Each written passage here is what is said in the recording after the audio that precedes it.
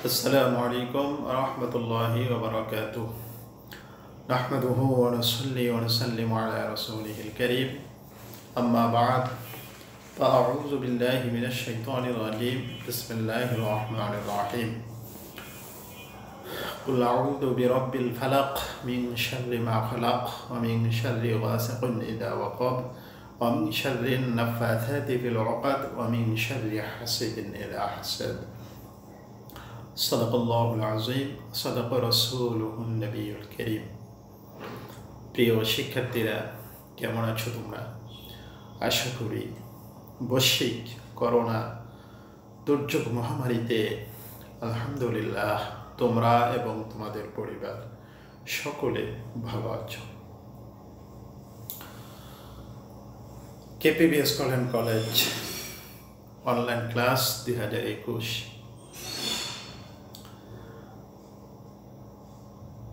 স্বাগত জানাই। আমি মোহাম্মদ হারুনুর রশিদ নোমানী। তোমাদের সামনে আজ আমি উপস্থিত হয়েছি দশম শ্রেণীর ইসলাম ও নৈতিক শিক্ষা বিষয় থেকে কিছুটা আলোচনা করব। প্রিয় শিক্ষার্থীরা, দশম শ্রেণীর ইসলাম ও নৈতিক শিক্ষা বিষয়ের অধ্যায় 4 আখলাক বিষয়ের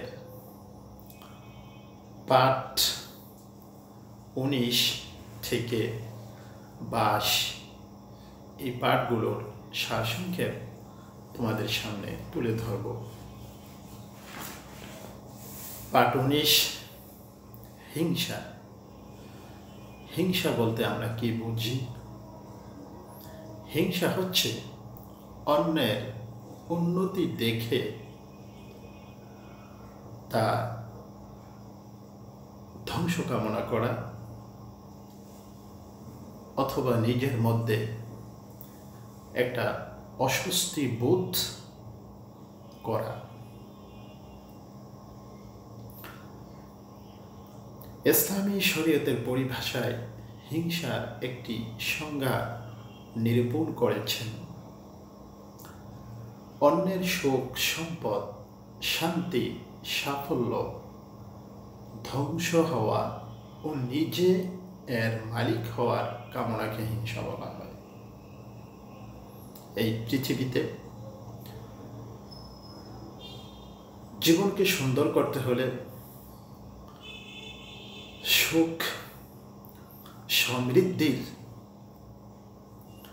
ছোঁয়া পেতে হলে আমাদেরকে অবশ্যই নিরলস চেষ্টা, শ্রমের মাধ্যমে আমাদেরকে এগিয়ে যেতে হয়। আর যখন আমরা ধারাবাহিক চেষ্টার মাধ্যমে আল্লাহ তাআলার উপর ভরসা করে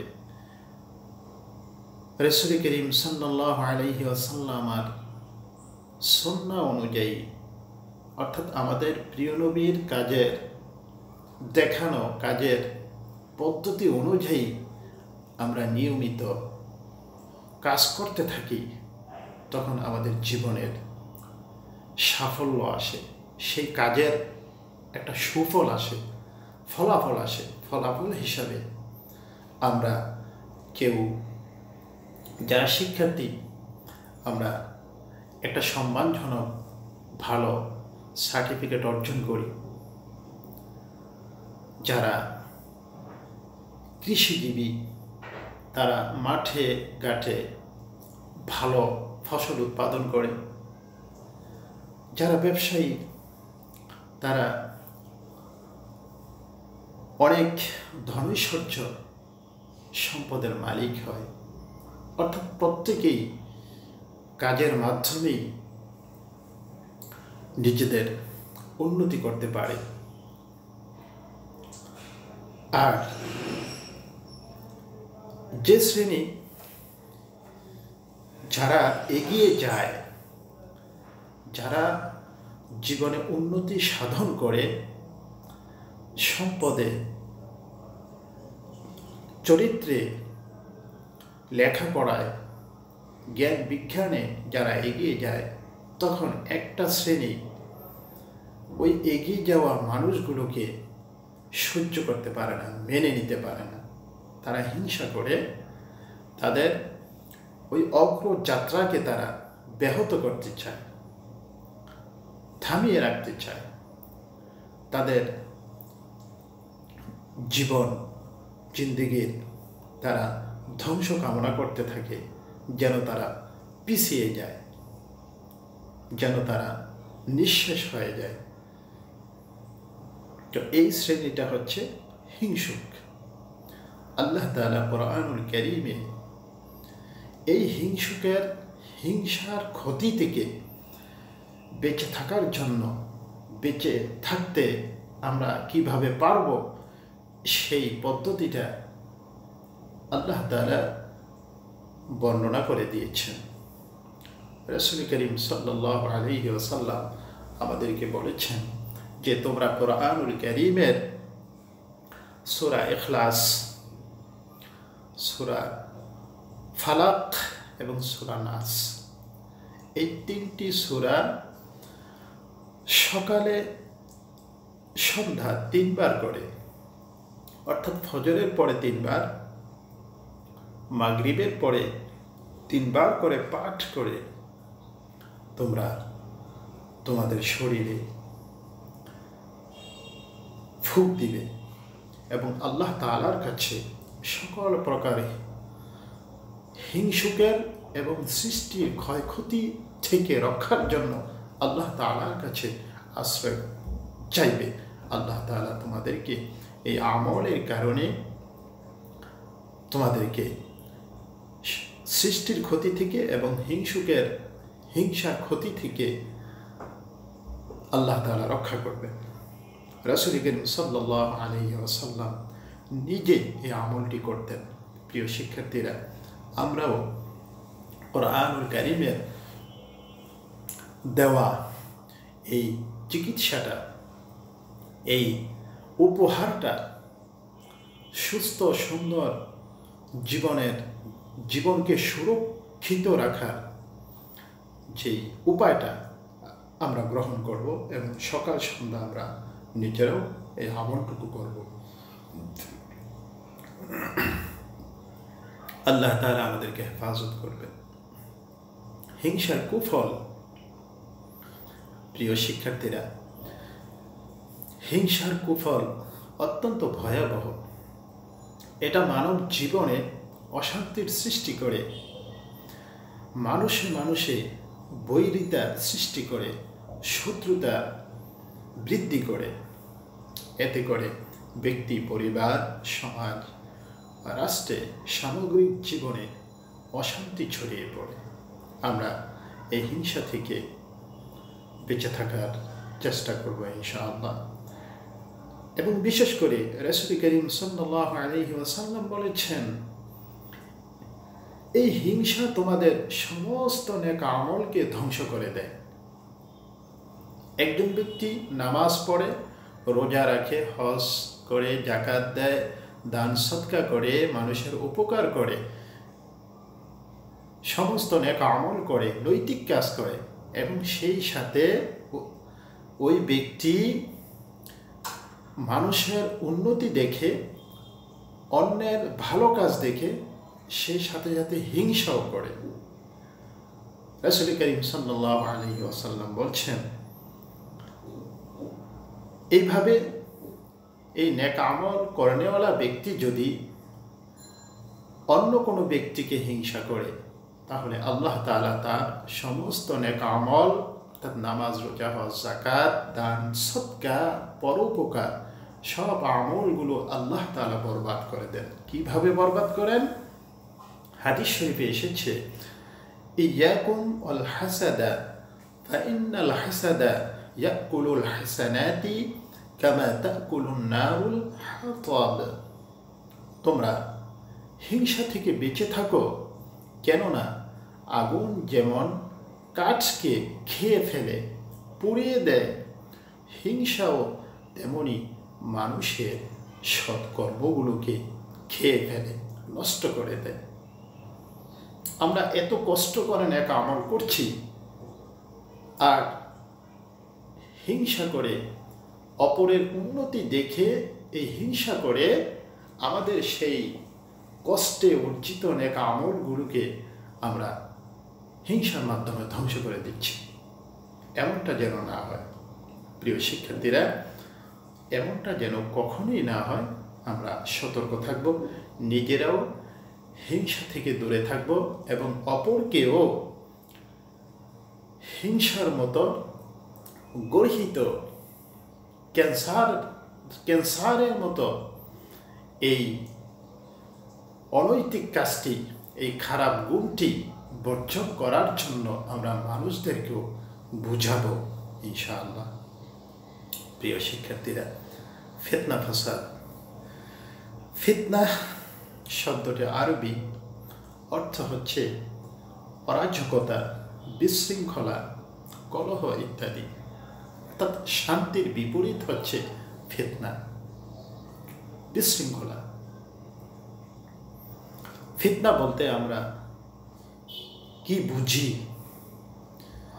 ফিতনা বলতে আমরা কোনো শান্তিপূর্ণ সমাজে বিপর্যয়, বিশৃঙ্খলা সৃষ্টি করাকে বোঝায়। প্রিয় শিক্ষার্থীরা, এই ফিতনার বিভিন্ন ধরন আছে, বিভিন্ন উদ্দেশ্য আছে। ফিতনার কিছু কিছু উদ্দেশ্য থাকে সমাজে শান্তি নষ্ট করা, কিছু উদ্দেশ্য থাকে ভয় ভীতি প্রদর্শন করা, আর কিছু উদ্দেশ্য থাকে উন্নয়নে বাধাগ্রস্ত করা, বাধা সৃষ্টি করা। অর্থাৎ কোনো একটা ব্যক্তি, সমাজ অথবা দেশ বা জাতি এগিয়ে যাচ্ছে, সেই জাতি যেন এগিয়ে যেতে না পারে সেখানে ফিতনা ফাসাদ সৃষ্টি করে দেওয়া, নিজেদের মধ্যে একটা ঝগড়া বিবাদ তৈরি করে দেওয়া, একটি পরিবারে ঝগড়া লাগিয়ে দেওয়া, সমাজে ঝগড়া সৃষ্টি করে দেওয়া, মানুষের মধ্যে অনৈক্য তৈরি করে দেওয়া, এগুলো সবগুলোই ফিতনা ফাসাদের ধরন। এর কুফলটাও একই, হিংসার মতোই প্রায়। হিংসা যেমন শান্তি শৃঙ্খলা বিঘ্নিত করে, নষ্ট করে, ফিতনা ফাসাদ সমাজে শান্তি শৃঙ্খলা নষ্ট করে এবং বিশেষ করে উন্নয়নকে বাধাগ্রস্ত করে। ফিতনা একটা জঘন্যতম অনৈতিক কাজ, খারাপ কাজ। এটা আখলাকে জামিমার একটা প্রকার,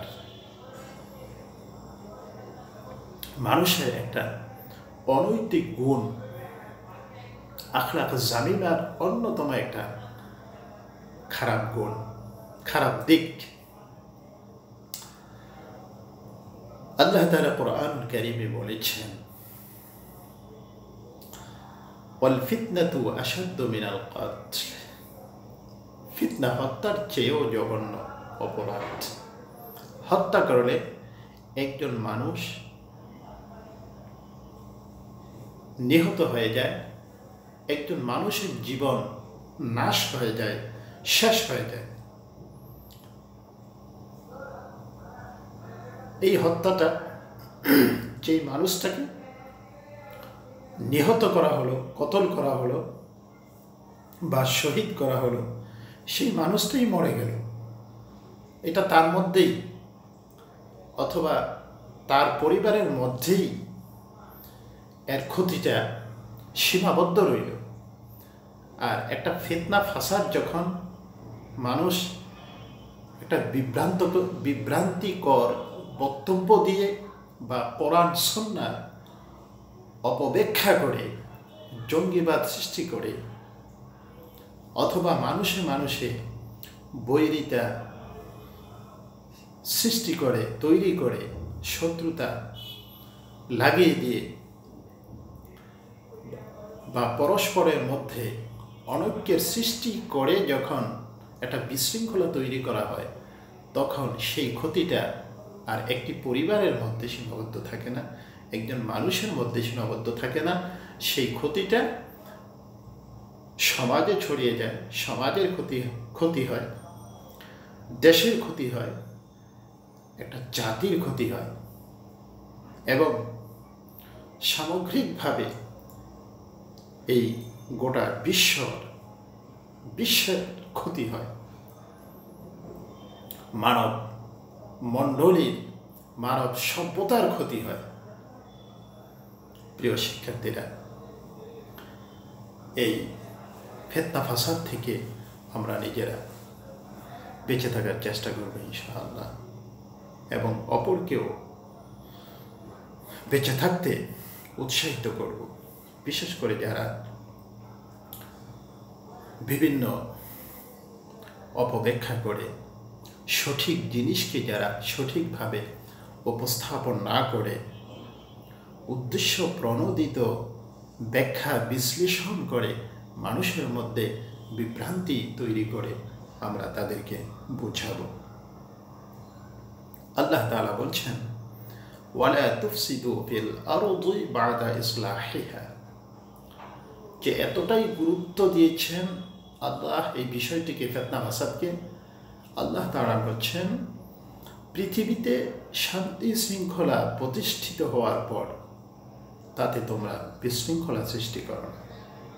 অর্থাৎ একটা শান্তিপূর্ণ সমাজে, শান্তিপূর্ণ দেশে, অথবা এই সুন্দর শান্তিপূর্ণ বিশ্বে কখনো অস্থিরতা তৈরি করা যাবে না, অশান্তি তৈরি করা যাবে না, এটা সম্পূর্ণ নিষেধ।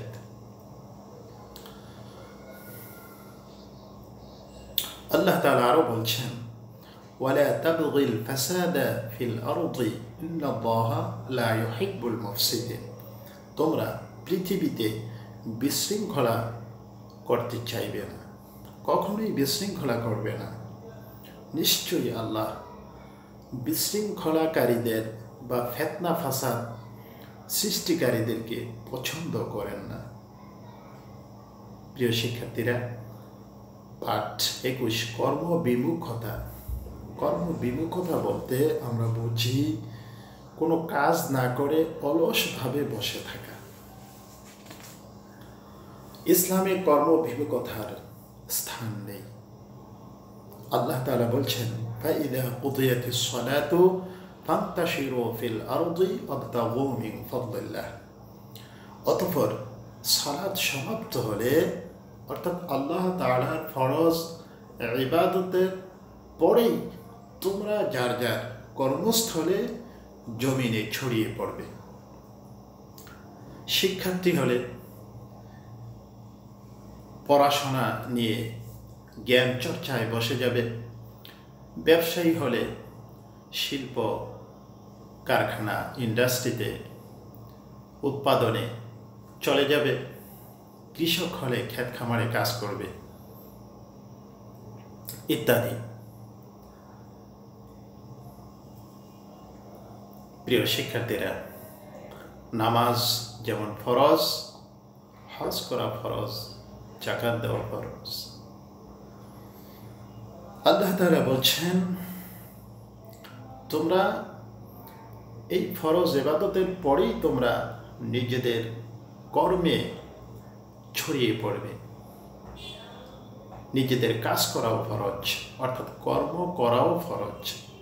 রাসূল করিম সাল্লাল্লাহু আলাইহি ওয়াসাল্লাম বলেছেন, তলাবু কাসবিল হালালি ফরিদাতুন বাদাল ফরিজা, অর্থাৎ হালাল উপায়ে জীবিকা অন্বেষণ করা ফরজ ইবাদতের পর আরেকটি ফরজ।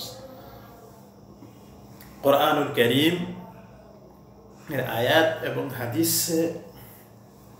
হাদিস দ্বারা আমরা বুঝতে পারলাম, কোনো অবস্থাতেই কর্মবিমুখতা অবলম্বন করা যাবে না। কর্ম না করে অলসভাবে বসে থাকা যাবে না। এটা ইসলামে সম্পূর্ণ হারাম বা নিষিদ্ধ। আমাদের কর্ম ছোট হোক বড় হোক, কর্ম করেই এই পৃথিবীতে রিজিক উপার্জনের চেষ্টা করতে হবে। কর্মের মাধ্যমেই আমাদেরকে বেঁচে থাকতে হবে, হোক কর্মটা ছোট হোক চাই বড়, সর্ব অবস্থাতেই আমাদের কর্মে সন্তুষ্ট থাকতে হবে এবং সঠিকভাবে কাজ করতে হবে আর ভালো কিছু করার জন্য এগিয়ে যাওয়ার চেষ্টা করতে হবে। প্রিয় শিক্ষার্থীরা, পাঠবাস সুদ ও ঘুষ। সুদ শব্দটি একটি প্রতিশব্দ রয়েছে রিবা। সুদ শব্দটি ফার্সি শব্দ।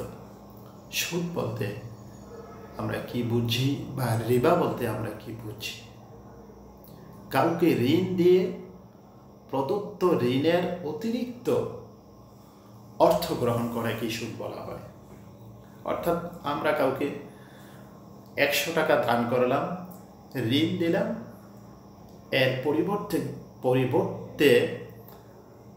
100 টাকার পরিবর্তে আমরা তার কাছ থেকে 110 টাকা অথবা 100 টাকার উপরে কিছু গ্রহণ করলাম। ঋণের সমপরিমাণের চেয়ে অতিরিক্ত টাকা গ্রহণ করলাম, এটাই সুদ।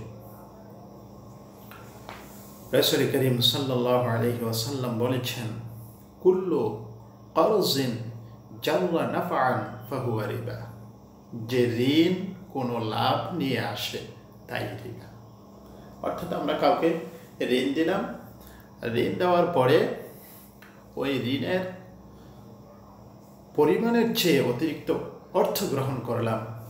হাদিস শরীফে সুদের সংজ্ঞাটা এভাবেই নিরূপণ করেছেন আল্লাহর রাসূল। ঘুষ অর্থ উৎকোচ, অর্থাৎ স্বাভাবিক প্রাপ্যের পরও অসাধু উপায়ে অবলম্বন করে অতিরিক্ত সম্পদ বা সুযোগ সুবিধা গ্রহণ করাকে ঘুষ বলে। প্রিয় শিক্ষার্থীরা, আমরা পৃথিবীতে বিভিন্ন ক্ষেত্রে কাজের পারিশ্রমিক নেই। এই কাজ করার জন্য আমাদেরকে সরকার বিভিন্ন অফিস আদালতে অথবা প্রাইভেট সেক্টরে যে কোম্পানিগুলো রয়েছে, যারা মালিক রয়েছেন, ওনারা আমাদেরকে কাজের বিনিময়ে একটা মান্থলি মাসিক পারিশ্রমিক দান করেন, একটা অর্থ দিয়ে থাকেন। আমি কাজের টেবিলে যতক্ষণ বসা থাকব, আমাকে কাজ করতে হবে।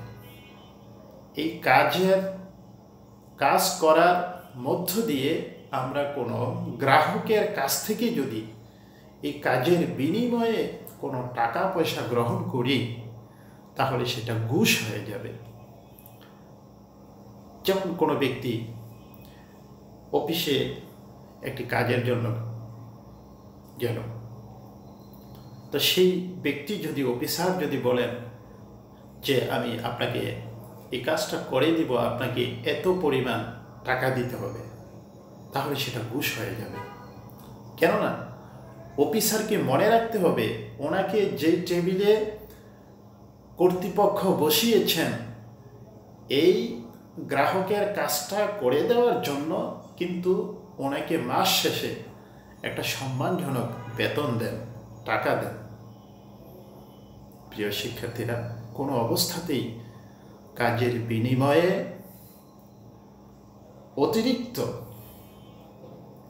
নির্ধারিত বেতন ছাড়া অতিরিক্ত কোনো টাকা পয়সা গ্রাহকের কাছ থেকে, কোনো ব্যক্তির কাছ থেকে, কোনো সংস্থার কাছ থেকে গ্রহণ করা যাবে না।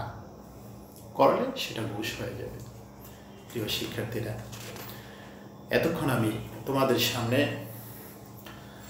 চতুর্থ অধ্যায়ের আখলাকে জামিমার অন্যতম প্রকারগুলো, কয়েকটি প্রকার, হিংসা, ফিতনা ফাসাদ, কর্মবিমুখতা, সুদ ঘুষ, এই পাঠগুলো আলোচনা করলাম। তোমরা ভাষায় মনোযোগ সহকারে এই পাঠগুলো রিডিং পড়বে এবং বেশি বেশি জ্ঞানমূলক প্রশ্ন নিজেরা তৈরি করবে। যেমন সুদ কি, ঘুষ কি, কর্মবিমুখতা বলতে আমরা কি বুঝি, ফিতনা কিসের চেয়েও জঘন্য, ফিতনার কুফল কি, হিংসা কি, হিংসা বলতে কি বোঝায়, হিংসার কুফল কি, হিংসা থেকে বেঁচে থাকার উপায় কি, হিংসা থেকে বেঁচে থাকার ইসলামিক শিক্ষাটা কি, ইত্যাদি। এভাবে জ্ঞানমূলক প্রশ্ন নিজেরা তৈরি করবে ইনশাআল্লাহ। পাঠ সম্পর্কে এই ইসলাম ও নৈতিক শিক্ষা বিষয়ে তোমরা একটি ভালো কিছু অর্জন করতে পারবে যদি এইভাবে প্র্যাকটিস করো। আর ইনশাআল্লাহ যখন ক্লাস শুরু হবে আমরা তোমাদেরকে ক্লাসে আন্তরিকতার সাথে পাঠ দান করার চেষ্টা করব। যতদিন করোনার কারণে ক্লাস বন্ধ থাকবে ততদিন তোমরা এই অনলাইন ক্লাসগুলো মনোযোগ সহকারে দেখবে। পরবর্তী অনলাইন ক্লাস দেখার আমন্ত্রণ জানিয়ে তোমাদের সুস্বাস্থ্য কামনা করে এখানে শেষ করছি। আল্লাহ হাফেজ। আসসালামু আলাইকুম ওয়া রাহমাতুল্লাহ।